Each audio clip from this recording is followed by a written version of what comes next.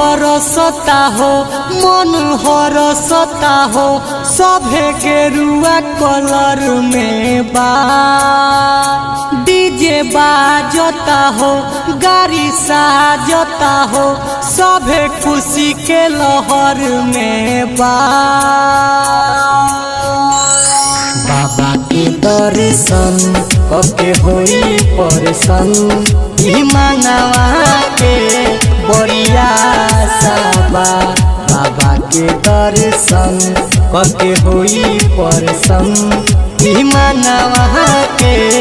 बढ़िया साबा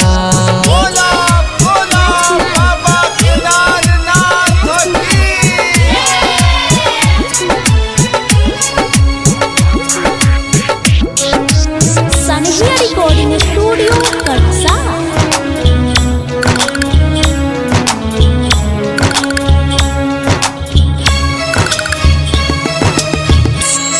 बाटे सभे तैयारी में कांवर आपन सजाई के केहू जाता मम्मी संगे केहू लेके भौजाई के लगा के सभे दम बोली के बोलबम पागल के अभी भइदा साबा बाबा के दर्शन कके होई परसन ई मानवा के बढ़िया साबा सनहिया रिकॉर्डिंग स्टूडियो कटसा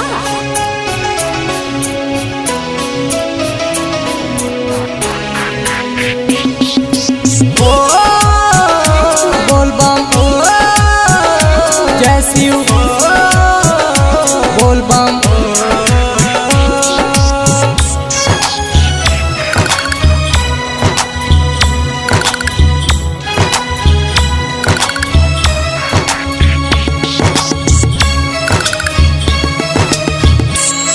केहू बोला ता जय शिव हो केहू बोला ता महाकाल केहू भोले केहू शंकर केहू बाजावता पे झाल दीपक दीवाना बाजा के गाना पहले मन जय के दिलासा बा बाबा के दर्शन कके होई परसन ई मानवा के बढ़िया साबा।